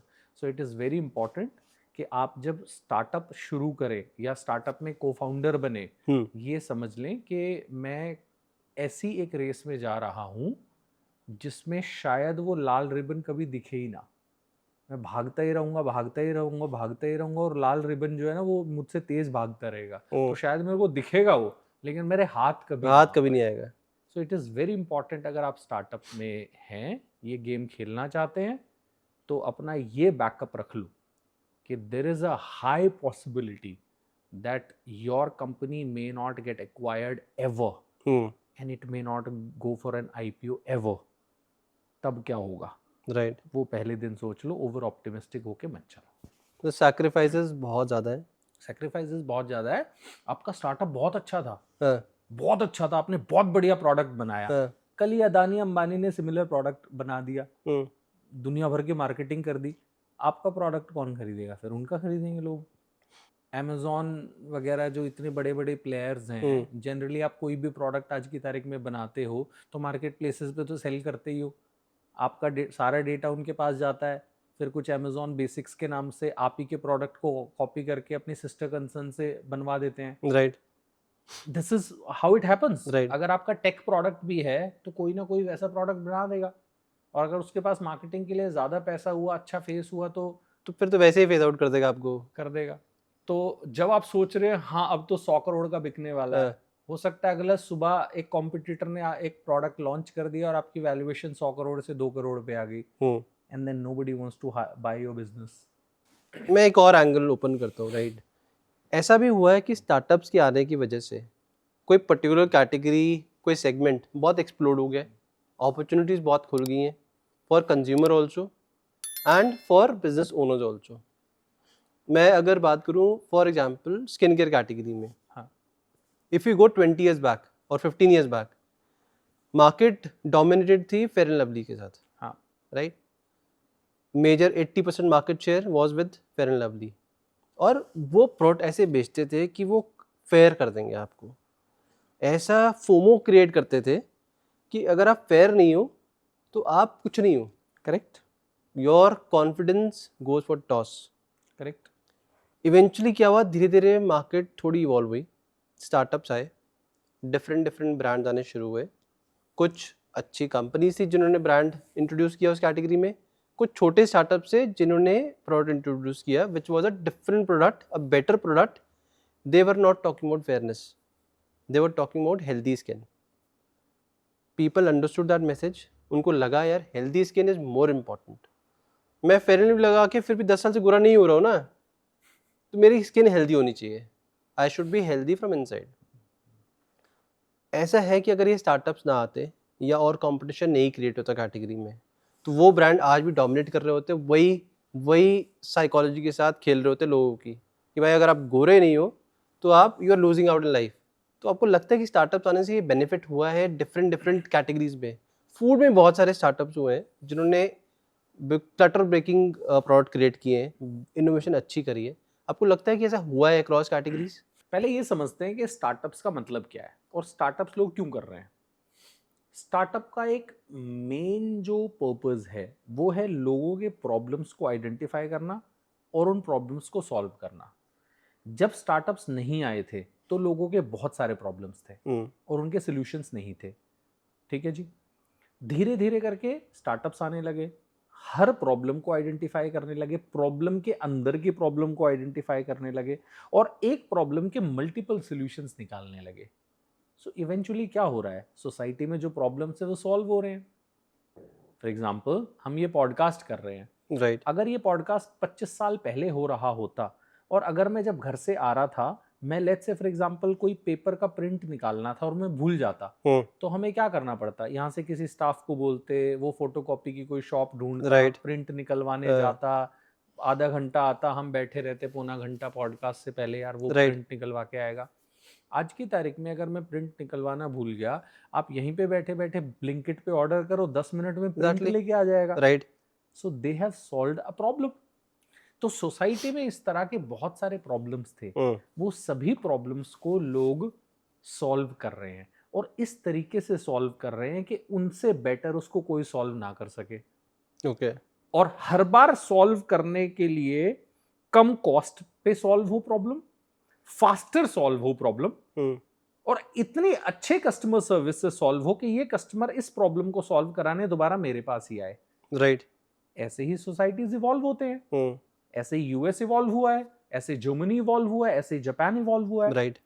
जब सोसाइटी की प्रॉब्लम्स को आइडेंटिफाई कर लिया जाता है, उन प्रॉब्लम्स को आइडेंटिफाई करके उनको सॉल्व किया जाता है, उसके लिए रिसोर्सेज गैदर किए जाते हैं, तो आपका इकोनॉमिक डेवलपमेंट होता है पेटीएम ऐसे बना है, ओला ऐसे बना है, उबर ऐसे बना है, ओयो ऐसे बना है। करेक्ट। आई थिंक उन्होंने सबने कहीं प्रॉब्लम सॉल्व करी है। सो ओला जब ऐसे बना, हाँ, तो ओला जब ऐसे बना तो कितने सारे लोगों को जॉब्स मिले। पेटीएम जब ऐसे बना तो कितने सारे लोगों को जॉब्स मिले। राइट। जो रेडी पटरी पे भी मूंगफली बेचते थे, बेर बेचते थे, फ्रूट्स बेचते थे, आज वो भी डिजिटल पेमेंट्स ले रहे हैं। तो राइट। वो एक मेन फ्रेम में आ पाए, राइट। तो यही तो स्टार्टअप इकोसिस्टम है, और ये हो रहा है, इसलिए हमारा देश आज इतना आगे जा रहा है। Exactly, right. क्योंकि स्टार्ट ई-कॉम भी ऐसे ही स्टार्ट हुआ when Flipkart and Snapdeal they came in. Correct. उन्होंने स्टार्ट करा ई-कॉम, जो रेवोल्यूशन स्टार्ट हुआ। आप कोई भी एग्जांपल देख लो, नेटफ्लिक्स का पढ़ लो। नेटफ्लिक्स कैसे स्टार्ट हुआ? नेटफ्लिक्स पहले सीडीज बेचा करता था, राइट। सीडी बेचता था, जैसे जो हम सीडी खरीदते थे। हाँ, अब वो जब सीडी बेचता था तो एक बार उसने कोई सीडी किसी ग्राहक को दे दी, अब वो सीडी 15 दिन बाद वापस आएगी, तब तक उस इन्वेंट्री को यूज नहीं कर सकते। तो नेटफ्लिक्स ने क्या सोचा, यार ये वाली जो सीडी है, क्यों ना मैं इसको डिजिटल फॉर्मेट में डाल दूं, तो बहुत सारे लोग एक्सेस कर लेंगे। उसने उसको डिजिटल फॉर्मेट में डाल दिया, वो नेटफ्लिक्स बन गया। ऐसे ही तो नेटफ्लिक्स बना है, राइट। ऐसे ही सारे ब्रांड्स जो है धीरे धीरे करके बने हैं। सो स्टार्टअप का मतलब ही वही है कि आपने प्रॉब्लम को आइडेंटिफाई किया और आपने देखा उसको कैसे रिजॉल्व करना है, और आपने रिजॉल्व कर दिया, वो स्टार्टअप बन गया। और ये इम्पोर्टेंट है आई थिंक, एक सक्सेस रेट इम्प्रूव करने के लिए भी। करेक्ट। अगर आप कोई मीटू कैटेगरी पकड़ के काम करते हो तो शायद आपका सक्सेस रेट ना हो वैसा, बिल्कुल बट कुछ आप क्लटर ब्रेकिंग करते हो, chances of getting successful is more. बिल्कुल। तो आई थिंक ये एक मैसेज है जो भी फाउंडर्स हैं जो स्टार्टअप करना चाहते हैं, कि प्रॉब्लम जरूर आइडेंटिफाई करें, what they want to solve. Correct. Right. And recommended ये है, आप अगर स्टार्टअप करना चाहते हैं तो कोई ऐसी प्रॉब्लम पकड़ो जो आप खुद से फेस करते हो, आपने बहुत बार फेस की हो। तो Right. जब आपने बहुत बार उस प्रॉब्लम को फेस किया हुआ है तो आप उसको फील कर सकते हो। फिर आप सोचोगे इसके क्या सॉल्यूशंस हैं, क्या उसके पॉसिबल सॉल्यूशंस है, कैसे Right. मैं एक ऐसा प्रोडक्ट बना सकता हूँ, कैसे मैं एमवीपी बना सकता हूँ जो स्केलेबल है, जिसको लाखों लोगों को बेचा जा सकता है, करोड़ों लोगों को बेचा जा सकता है, और बहुत ज्यादा मैन पावर की जरूरत ना हो। राइट। वो स्टार्टअप बन गया। अच्छा, हम बात करते हैं ई कॉम और क्विक कॉम की। आजकल एक ट्रेंड चल रहा है which says to ban 10-minute delivery apps. What is your point of view in this? देखो, राघव चड्ढा ने पार्लियामेंट में जाके स्पीच दे दिया कि 10 मिनट्स डिलीवरी ऐप जो है उसको बैन कर दो। आई डोंट नो उन्होंने बैन वर्ड यूज किया है कि नहीं किया है, बट उन्होंने इस इशू को हाईलाइट किया है। बैन बोला है उन्होंने। ही वांट्स 10-minute डिलीवरी, हाँ, that is the problem area. हाँ, उसको रीस्ट्रक्चर करने को बोला हाँ, एग्जैक्टली। ओके, आप पहले ये समझिए कि 10 मिनट्स डिलीवरी जो है इसकी ज़रूरत क्यों हुई, और ये इतना ज़्यादा पॉपुलर इतने कम टाइम में क्यों हो गया? क्योंकि लोगों को उसकी ज़रूरत थी। तो जिस चीज़ की लोगों को ज़रूरत है, उस चीज़ को आप हटा थोड़ी सकते हो। उसको बेटर कैसे डिलीवर कर सकते हैं वो आप कर सकते हो। लेट्स से फॉर एग्जांपल, अगर हम बोल रहे हैं कि 10 मिनट्स डिलीवरी को आप बैन कर दो, ऐसे तो जब फ़ोन पे बच्चे फ़ोन देखते हैं तो उनकी आंखें ख़राब होती है, तो फ़ोन को बैन कर दो। इंटरनेट पे जो यूथ जो है वो आज गलत कंटेंट देख रहा है, तो आप इंटरनेट को बैन कर दो। वो सोल्यूशन थोड़ी है। सोल्यूशन क्या है? आप अपने छोटे बच्चे जो हैं उनके टाइम को कंट्रोल करें, वो फ़ोन कब देख रहे हैं, क्या देख रहे हैं, उस पे एजुकेशनल कंटेंट देख रहे हैं, गलत कंटेंट देख रहे हैं, और आपका जो फ़ोन का स्क्रीन है क्या वो ऐसा है जो बच्चे की आंखों को ख़राब करता है? अगर आपके घर पे यूथ जो है वो फ़ोन देख रहा है, आप ये कंट्रोल करेंगे वो किस टाइप का कंटेंट देख रहा है, कितने बजे से कितने बजे तक देख रहा है, is somebody observing that person. ये सॉल्यूशंस है। ऐसे ही जो 10 मिनट्स डिलीवरी ऐप है उसको बैन करना सॉल्यूशन नहीं है, मतलब वो तो एक रेवोल्यूशन है। अगर आप इन चीज़ों को ब्लॉक कर देंगे तब तो दूसरी कंट्री के जो इन्वेस्टर्स हैं उनको क्या मैसेज जाएगा कि India is anti innovation, India में इनोवेशन करना पॉसिबल नहीं है। तो इसके सॉल्यूशंस क्या है? आप पॉलिसीज को बेटर करें, ठीक है जी। फॉर एग्जाम्पल, अगर कोई 10 मिनट से ज़्यादा डिले होता है डिलीवरी प्रोवाइडर, तो उस पर पेनल्टीज ना लगे, ठीक है जी। आपका जो रोड इंफ्रास्ट्रक्चर है वो बेटर हो। एग्जैक्टली, बिकॉज पॉइंट यही है, जो गिग वर्कर्स हैं जो डिलीवरी कर रहे हैं, फॉर एवरी डिलीवरी बहुत प्रेशर उन पे है कि 10 मिनट में डिलीवरी होना चाहिए, अदरवाइज उनका रेटिंग इफेक्ट होता है। अब 10 मिनट जो डिलीवरी हो रही है, हर ऑर्डर की एक वैल्यू है। कोई 50 रुपीज़ का ऑर्डर भी करता है, 100 का भी करता है, 5 मिनट का भी करता है। आज की सिस्टम में जो गिग वर्कर्स हैं, क्या 100 रुपीज़ उनकी वैल्यू है उनकी सेफ्टी की? वो उस डिलीवरी को देने के लिए उसके बाद प्रेशर है कि 10 मिनट में डिलीवरी देनी है। मैं आपसे एक वाई question कांट पूछता this be, why this 10 minutes can not be 20 minutes और 30 मिनट्स? मैं आपसे एक क्वेश्चन क्योंकि बिकॉज ये की बात हो रही है ग्रोसरी डिलीवरी की। करेक्ट। मेडिकल अर्जेंसी या मेडिकल एग्जिजेंसी जो होती है वो 10 मिनट समझ आता है, बट ग्रोसरी 10 मिनट में इतनी अर्जेंट हो जाती है, ये थोड़ा डिफिकल्ट है जज करना। देखिए this is what he has to से।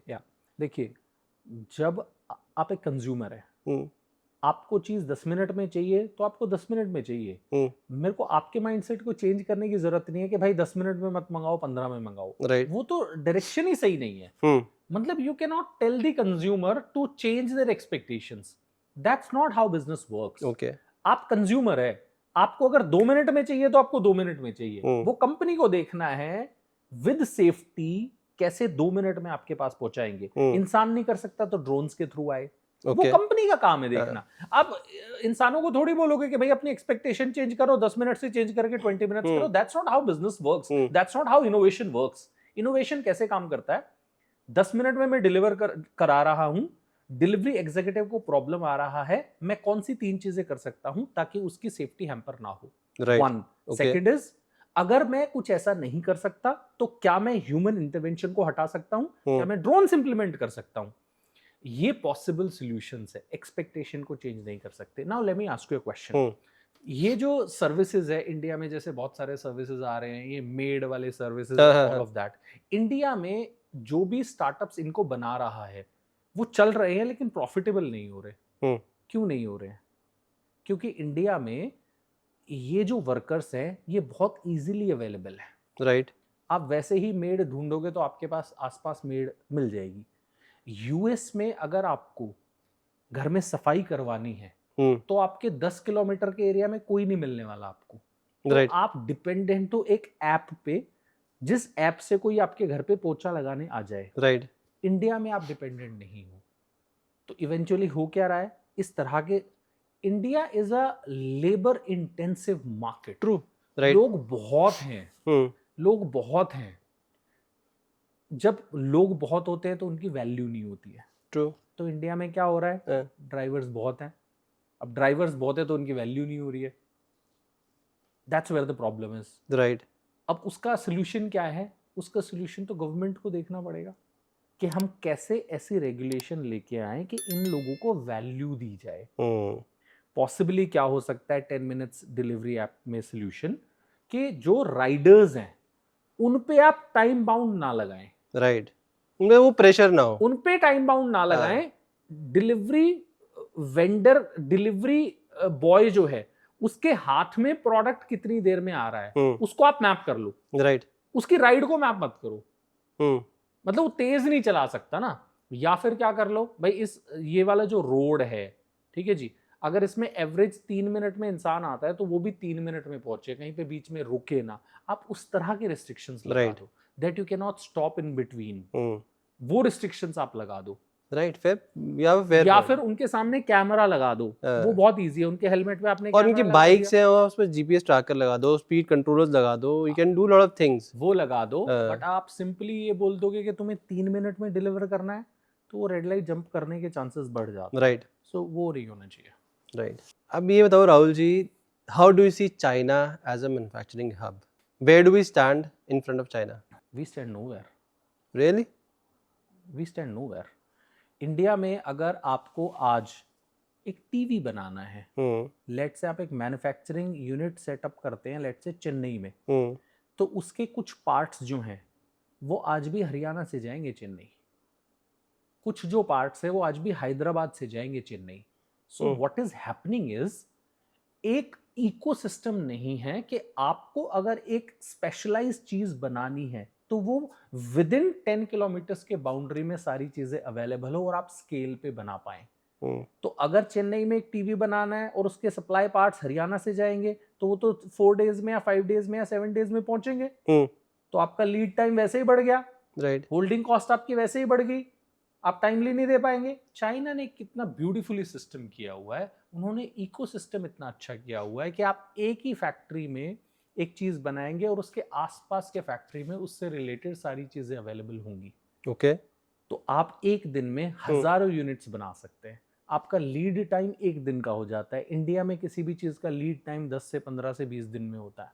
So it is very important कि आप इकोसिस्टम बनाएं, और ये जो इकोसिस्टम है ये इंडिविजुअल्स नहीं बना सकते हैं, ये गवर्नमेंट्स बना सकती है। एक जो चीज़ अपने देश में पिछले कुछ सालों में बहुत अच्छी हुई है वो रोड नेटवर्क बहुत अच्छा हुआ है। राइट। पहले अगर आपको दिल्ली से मुंबई जाना रहता था, it was a pen. It was a pen, not just pen but it would take you 5 days to reach there. अभी आप 2 दिन में जा सकते हो, तो आपका पहले बात तो 3 दिन बच गया।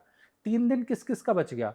आपका ट्रक जो है, पहले वो 1 चक्कर लगा सकता था, अब 2 चक्कर लगा सकता है। राइट।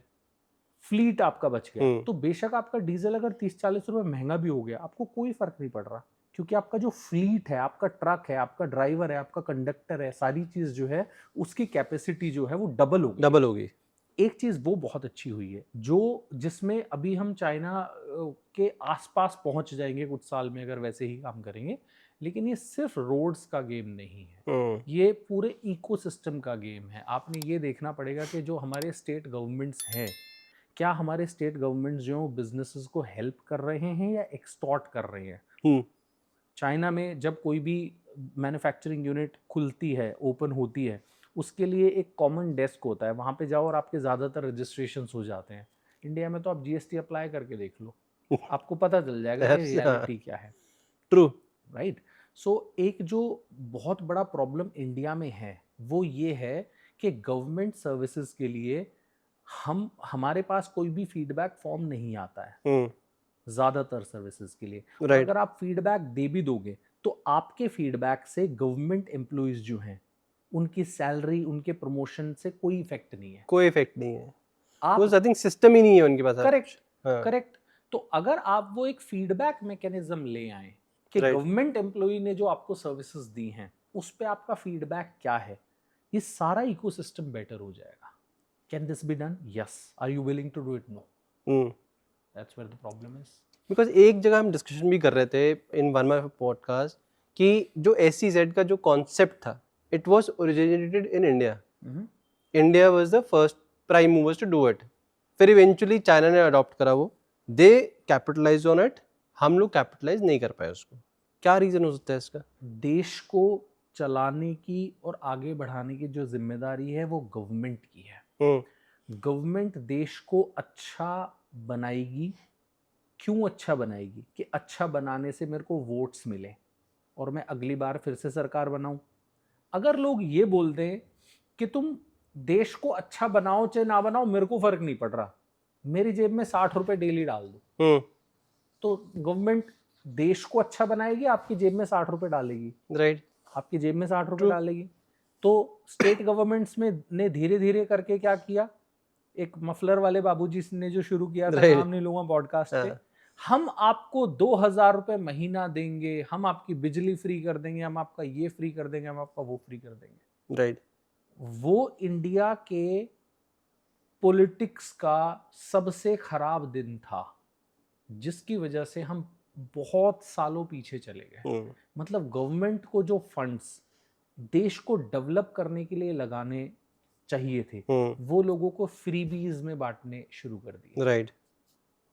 डेवलपमेंट में नहीं लग पाया पैसा। जिस तरह की schemes, let's say for example एक स्टेट ने किया, अब दूसरे स्टेट को ये पता चल गया कि मेरे को वोट लेने के लिए क्या करना पड़ेगा, लोगों की जेब में पैसे डालने पड़ेंगे। इसने 100 रुपए डाले, मैं 150 डाल देता हूँ। इसने 150 डाले, दूसरे ने 200 रुपए डाल दिए। उसका लिमिट कहाँ है? सो चाइना में वोटिंग थोड़ी होती है, वो चूज थोड़ी करते पीएम कौन बनेगा, सीएम कौन बनेगा, डिक्टेटरशिप है। अब उस डिक्टेटर को क्या है कि मेरे को अपने देश को आगे लेके जाना है, उसके लिए चाहे मेरे को डंडा मारना पड़े, चाहे मेरे को पुचकारना पड़े, मैं कर लूंगा। वो वही कर रहे हैं। सो डेमोक्रेसी में एक जो प्रॉब्लम रहता है वो ये रहता है कि you can not take independent decisions, your decisions are shared with opposition party right and with citizens of the country.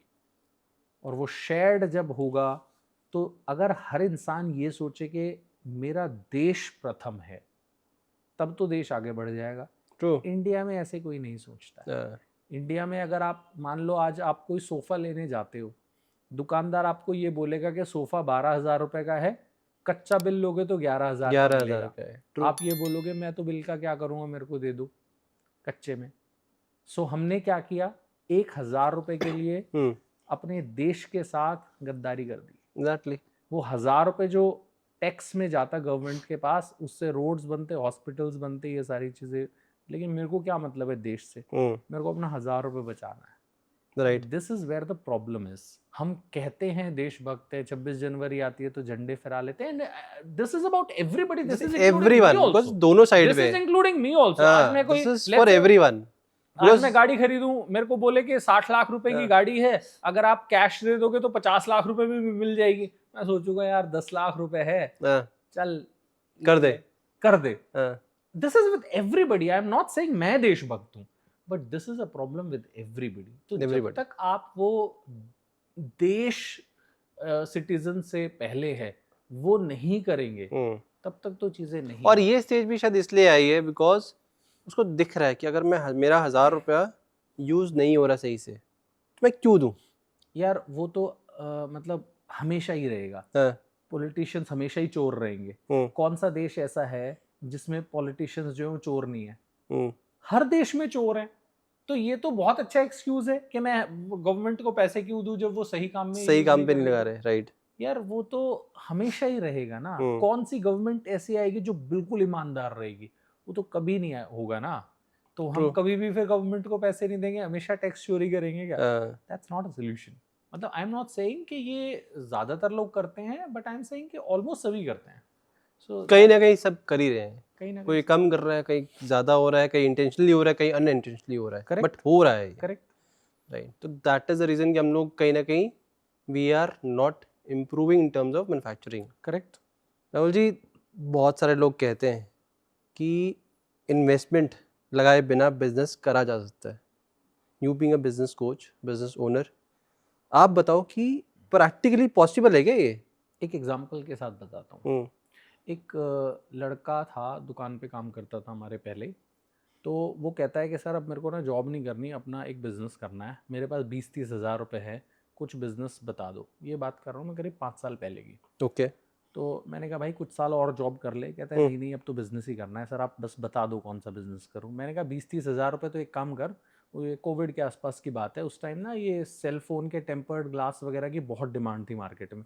मैंने कहा ऐसा कर, करोल बाग चला जा, तेरे पास 20-30 हज़ार रुपये है, 15-1 हज़ार रुपये के अपने टेम्पर्ड ग्लास ले आ डिफरेंट फ़ोन्स के, 4-5 हज़ार का कोई कहीं से कबाड़ी के पास से पुराना काउंटर ले ले, और मैं तेरे को जगह दिलवा दूंगा मार्केट में, वहाँ पे टेम्पर्ड ग्लास का स्टॉल लगा ले। कहता है ठीक है। उसने वो स्टॉल लगा लिया। उसका कस्टमर के साथ कनेक्ट अच्छा था। 2-3 महीने में उसकी अच्छी सेल होने लगी। फिर कहता है भैया अब मेरे को इस बिज़नेस को बढ़ाना है, मैं एक काम करता हूँ किसी रिपेयरिंग वाले को बिठा लेता हूँ। अगले महीने उसने अपने पास किसी रिपेयरिंग वाले लड़के को बिठा लिया। अब उस रिपेयरिंग वाले लड़के को सैलरी महीने के एंड में देनी है, तब तक वो उससे काम करा रहा है। राइट। रेवेन्यू आ रहा है, उसमें से सैलरी दे रहा है। पहले उसके पास महीने में 1000 कस्टमर आ रहे थे टेम्पर्ड लगवाने, अब उसके पास 200 कस्टमर्स और ऐड हो गए जो रिपेयरिंग के लिए आ रहे हैं, उसके पास 1200 कस्टमर्स हो गए।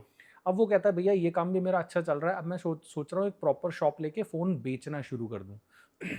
उसने एक प्रॉपर शॉप लेके फ़ोन बेचना शुरू कर दिया, प्रोग्रेसिव माइंड। उसके बाद कुछ साल बाद उसने फ़ोन की सैमसंग की डिस्ट्रीब्यूटरशिप ले ली। अब जब उसने ये सारी चीज़ें की, उसके अकाउंट में पैसा कस्टमर्स का आ रहा है। जब आपके पास 2 साल तक 3 साल तक आपके अकाउंट में ट्रांजैक्शंस होते हैं, बैंक आपको पैसे देने के लिए तैयार खड़ा हुआ है। बैंक से पैसे लेके उसने एक छोटी मैन्युफैक्चरिंग यूनिट लगा दी जिसमें वो कंपोनेंट्स बनाने लगा फ़ोन के। आज कम से कम 25 करोड़ रुपए का उसका एनुअल टर्नओवर है। 4-5 साल की बात कर रहा हूँ। अच्छा। कितने से शुरू किया था? 20-25 हज़ार से, छोटे से काउंटर से। तो जो लोग ये बोलते हैं कि बिजनेस शुरू करने के लिए बहुत ज़्यादा पैसे चाहिए, नहीं, हर बिजनेस को छोटे से शुरू किया जा सकता है। पहले टेम्पर्ड ग्लास लगाने शुरू करें, फिर रिपेयरिंग वाला लड़का बिठा लिया, फिर मोबाइल की शॉप खोल ली, फिर डिस्ट्रीब्यूटरशिप ले ली, और अब मैन्युफैक्चरिंग कर रहा है कंपोनेंट्स की। Okay. This is how businesses grow when you have a progressive mindset. हर कोई कर सकता है ऐसे। Rahul ji, final question to conclude, जो लोग जॉब में हैं, बहुत सारे लोग जॉब छोड़ के बिजनेस में आना चाहते हैं, उनके लिए आप क्या सजेस्ट करोगे? What is the blueprint they should follow? मैं ये सजेस्ट करूंगा, अभी इंडिया में ज़्यादातर जो जॉब्स है वो 5 days वर्किंग हो गए हैं। आपके पास जो सैटरडे संडे का टाइम है ना, ट्रस्ट मी, सिर्फ सैटरडे संडे को यूटिलाइज करके आप अपना एक ब्रांड बना सकते हो। आपको मैं 3 महीने का रोड मैप दे देता हूँ। 3 महीने में करीब करीब 12 वीकेंड्स आते हैं। इन 12 वीकेंड्स को 2 हिस्सों में डिवाइड कर लो। फर्स्ट 6 वीक्स में आप बिजनेस की प्लानिंग करेंगे, अगले 6 वीक्स में आप एग्जीक्यूशन करेंगे, जॉब आप करते रहेंगे। Okay. For example, first weekend आया, फर्स्ट वीकेंड में आपने अपना नीश सेलेक्ट कर लिया। मैं एक एग्जांपल ले लेता हूँ अपैरल का, क्योंकि मैं अपैरल बैकग्राउंड से। राइट। फर्स्ट वीक में आपने ये डिसाइड कर लिया कि मुझे फॉर एग्जांपल नीश क्या, मेरे को विमेन वेयर बेचना है, मेंस वेयर बेचना है, किड्स वेयर बेचना है। सेकेंड वीकेंड में आपने कस्टमर्स की डेमोग्राफीज को डिफाइन कर दिया, मुझे कौन से एज ग्रुप के लोगों को बेचना है और उनकी क्या इनकम होनी चाहिए, वो ये कपड़ा पहन के कहाँ जाएंगे, ऑफिस में जाएंगे या घर पे रहेंगे, किट्टी पार्टीज में जाएंगे, and all of that. Week 3 में आपने अपने डिस्ट्रीब्यूशन चैनल को सिलेक्ट कर लिया कि मैं इंस्टाग्राम से सेल करने वाला हूँ सेल्स चैनल को, या मैं वेबसाइट से सेल करने वाला हूँ, या मैं मार्केट प्लेसेस से सेल करने वाला हूँ। ओके। वीक 4 में आपने अपना प्राइसिंग पे डिसीजन ले लिया कि मेरा प्राइसिंग क्या रहेगा, मैं 2x पे सेल करूंगा, 2.5 पे सेल करूंगा, या 3x पे सेल करूंगा, डिपेंडिंग ऑन मेरा टारगेट ऑडियंस कैसा है। वीक 5 में आपने अपने ऑपरेशंस को प्लान कर लिया, मैं खुद से ऑपरेट करूंगा या स्टाफ रखने वाला हूँ, घर से ऑपरेट करूंगा या ऑफिस से ऑपरेट करने वाला हूँ, कोई वेयरहाउस लेने वाला हूँ। राइट। इस तरीके से आप 5 से 6 वीक में प्लानिंग करें, और वो जो प्लानिंग की है, पॉसिबली 6th वीक में आप इन्वेंट्री प्लान करेंगे, इन्वेंट्री मॉडल, कि मेरे को इन्वेंट्री लेके आनी है या मेरे को रीसेलिंग मॉडल या ड्रॉप शिपिंग मॉडल पे काम करना है, जिसमें मेरे पास इन्वेंट्री नहीं है, सप्लायर्स डिलीवर कर रहा है। 6 हफ्ते में आपने प्लान कर लिया, अगले 6 हफ्ते में आप इनको कंबाइन करके और एग्जीक्यूट करना शुरू करें। ओके।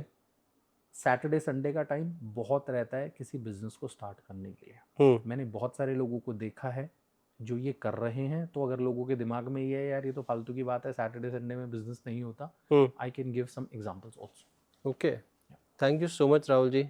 बहुत सारी चीज़ें डिस्कस करी हम डिटेल में। लोगों को डाउट होता है कि बिज़नेस स्टार्ट करें, कहाँ से करें, राइट मेंटरशिप नहीं मिलती, समझ नहीं आता कौन सा बिज़नेस स्टार्ट करें। बट इस पॉडकास्ट को देख के आई एम श्योर बहुत सारे लोगों को वैल्यू मिलेगी, क्लैरिटी मिलेगी क्या करना चाहिए। Thank you so much Rahul ji for inspiring all of us. You are welcome. Thank you so much guys for watching this episode till the end. अगर आपको एपिसोड पसंद है तो प्लीज़ लाइक करें, शेयर करें, सब्सक्राइब करें, और एक और चीज़ करें, कमेंट सेक्शन पे जाके कमेंट कीजिए और बताइए आप किस गेस्ट को देखना चाहते हो और क्या सुनना चाहते हो। हम पूरी कोशिश करेंगे उनको यहाँ लाने की। अब मिलते हैं नेक्स्ट एपिसोड में। Till then keep working hard, keep grinding. Thank you so much guys.